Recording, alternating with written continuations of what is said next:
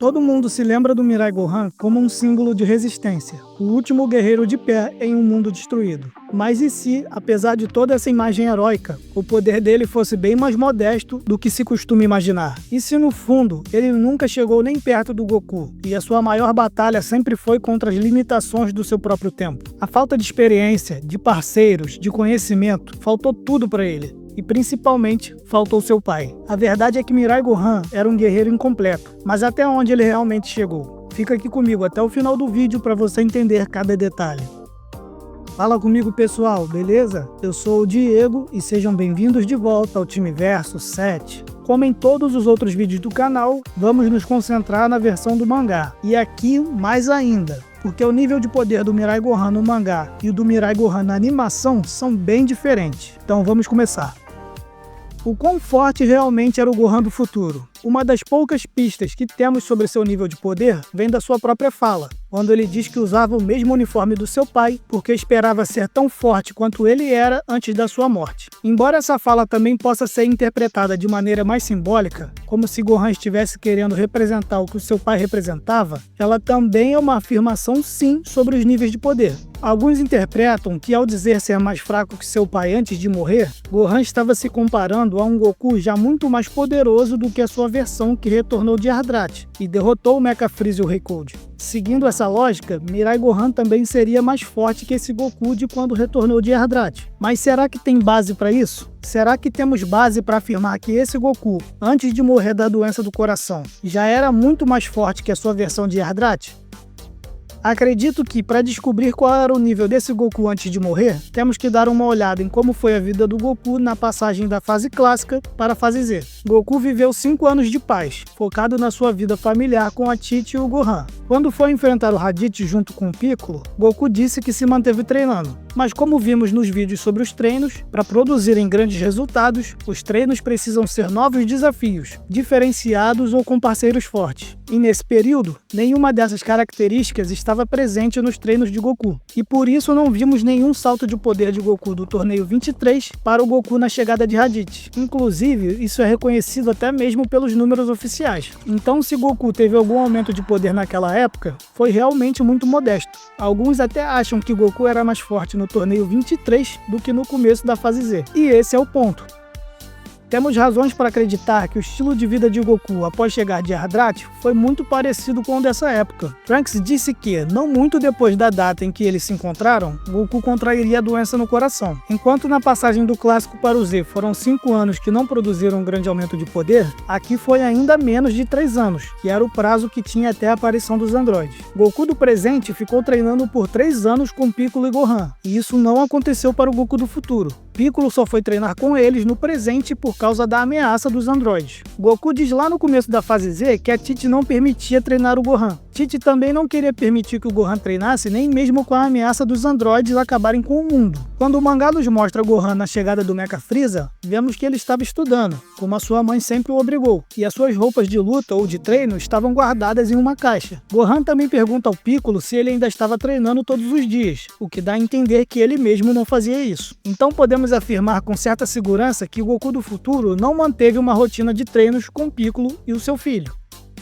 E agora falando sobre as motivações, Goku quando chegou de Ardrat já era o topo da cadeia alimentar. Apesar de sempre gostar de treinar, ele não tinha mais rivais à altura ou ameaças iminentes. A necessidade também sempre foi um fator fundamental para os grandes aumentos de poder na obra. Porém, ninguém sabia que a ameaça dos androides iria surgir. Então, o Goku do futuro nunca teve essa mesma motivação que o Goku do presente. O próprio Goku disse ao Trunks que agora que ele sabia o que o esperava no futuro, ele tinha um motivo para se dedicar. Essa motivação para treinar sempre foi um tema desde a primeira participação do Goku num torneio, quando o Mestre Kami precisou entrar na competição para impedir que seus alunos vencessem, e com isso se convencessem de que já eram os mais fortes, abandonando o caminho dos treinamentos e das artes marciais. E apesar de nessa altura Goku já ser bem mais maduro do que era no primeiro torneio que participou, a situação em que ele se encontrava era exatamente a que o Mestre Kami pretendia evitar lá atrás. Ele havia se tornado mais forte, não do torneio, não do mundo, mas do universo. Portanto, é bem razoável que os últimos anos de Goku vivo tenham sido bem diferentes do que vimos na linha do tempo do presente. Então, devido a tudo isso, não vejo meios nem motivações que justificassem o Goku do futuro ter mudado muito seu poder depois que chegou de Yardrat.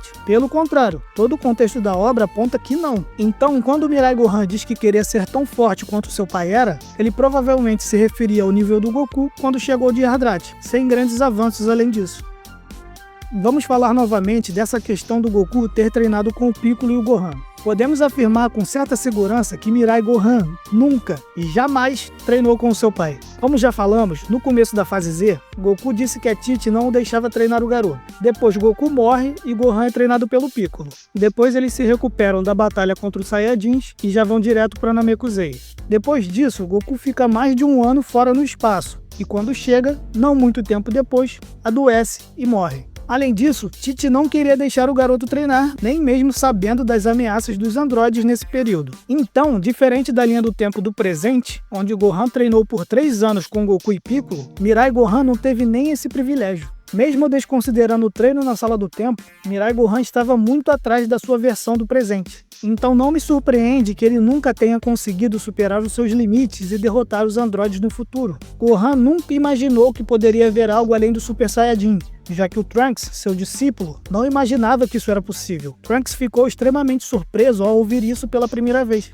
Mirai Gohan nunca teve o ensinamento do seu pai, que era um gênio em questão de treinamento e foi quem teve essa ideia, juntamente com Vegeta. Ambos morreram muito antes de sequer cogitarem a ideia do Grau 2 e Grau 3 do Super Saiyajin, ou a masterização da forma, tornando ela sua nova base para aumentar o seu poder, o Grau 4. Ele teve um longo caminho para percorrer sozinho antes mesmo de conseguir se transformar em Super Saiyajin. Mirai Gohan partiu de um nível que muito provavelmente era inferior ao que ele tinha em Namekusei, por ter abandonado os treinamentos.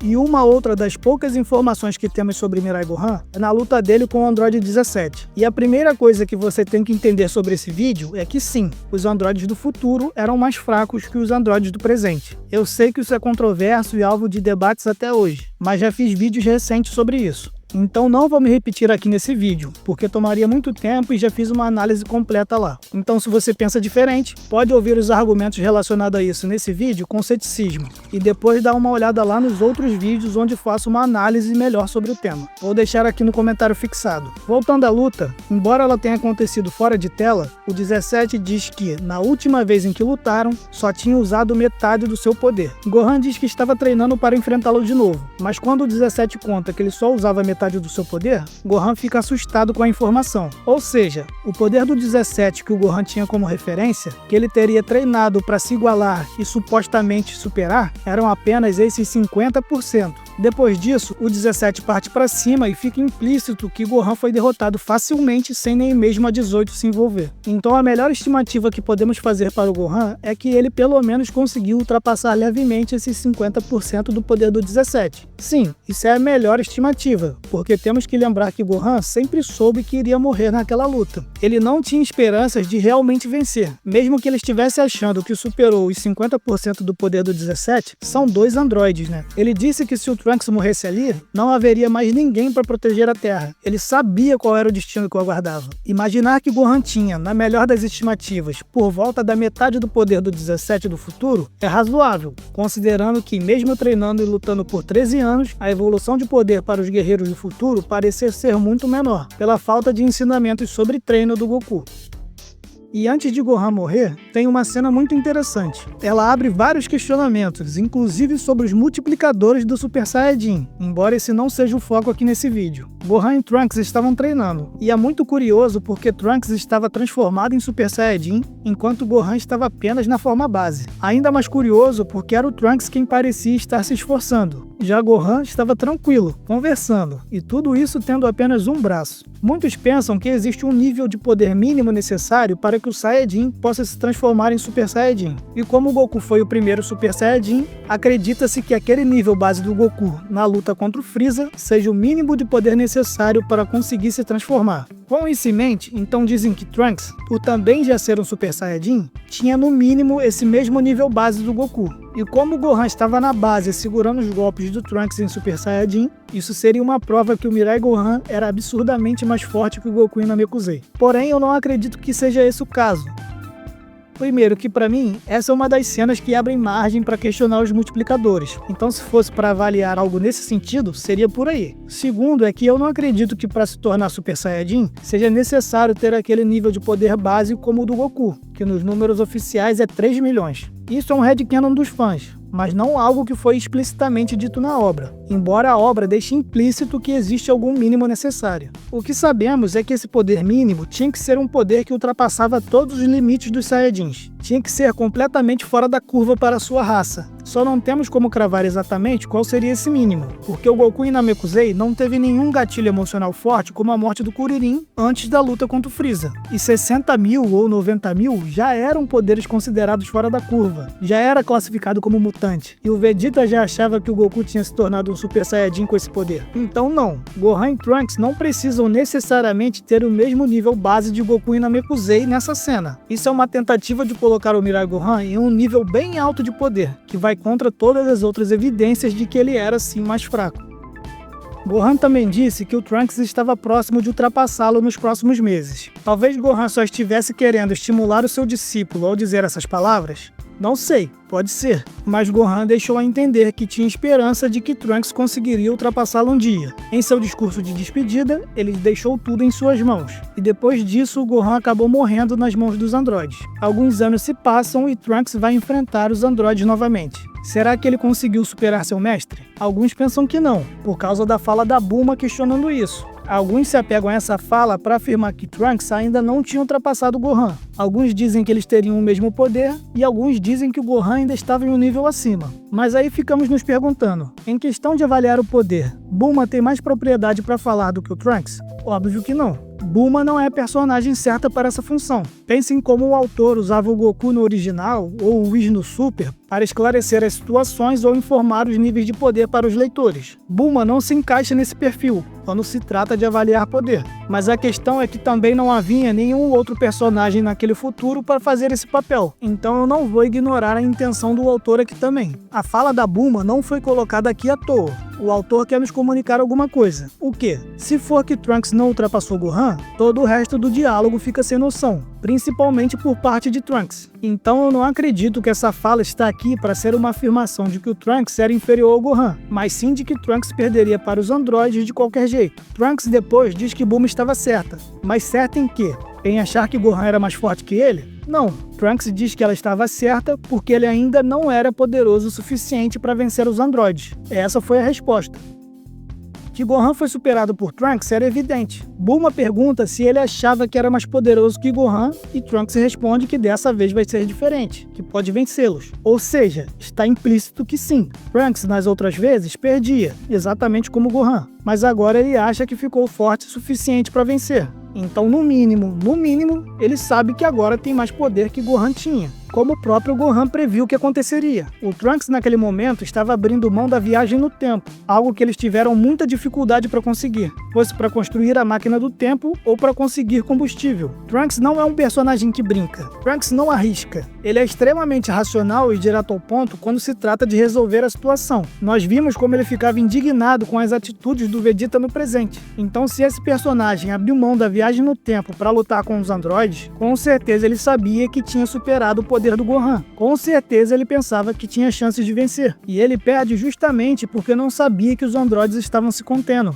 É aqui nessa batalha que o Trunks descobre que eles eram mais fortes. Já expliquei mais sobre isso também nos vídeos sobre os poderes dos androides. Se não for isso, Trunks é um personagem esquizofrênico, achando que pode vencer sendo mais fraco que Gohan, mesmo sabendo que o próprio Gohan morreu. E principalmente por estar abrindo mão de algo que eles levaram tanto tempo para conseguir, com muito sacrifício. Será que ele surtou igual o seu pai lá na saga Freeza? Eu acho que não. Então, ao analisar esses diálogos que acabam sendo usados para defender que o poder do Mirai Gohan era bem superior, vemos que não é bem assim.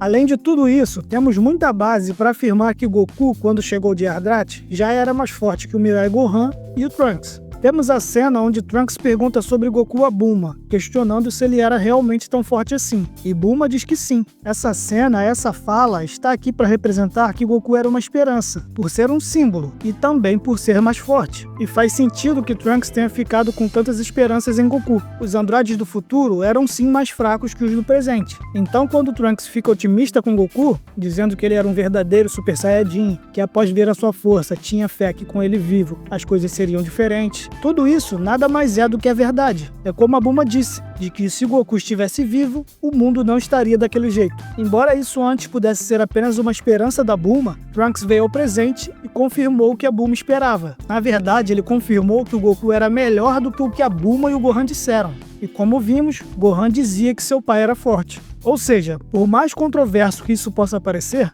se Goku estivesse vivo, tinha a possibilidade sim dele ter impedido a ameaça dos androides no futuro, com o nível que já tinha quando voltou à Terra, coisa que o Mirai Gohan nem mesmo chegou perto de fazer.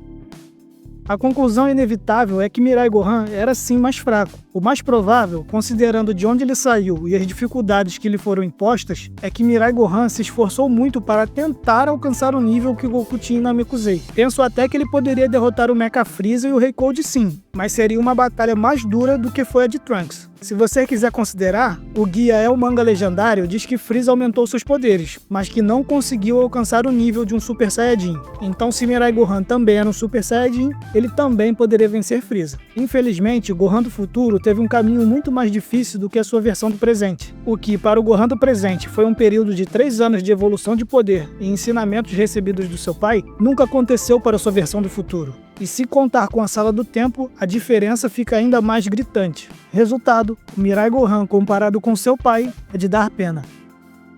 E aí, o que você pensa sobre tudo isso? Deixe aqui a sua opinião nos comentários. E se você ficou até aqui, você deve ter gostado. Então te peço o seu like e a sua inscrição aqui no canal para continuar acompanhando discussões como essa. E para continuar trazendo conteúdos, eu preciso do seu apoio. Considere se tornar membro aqui do canal por apenas R$5 e receba benefícios como prioridade de resposta nos comentários, acesso antecipado a novos vídeos e muito mais. O meu agradecimento a todos que já fazem parte, especialmente ao Kengo02, Marcos Macedo, Cebolinha Giota, Edson Vitor e o Ômega. Pelo vídeo de hoje é isso, um abraço e valeu!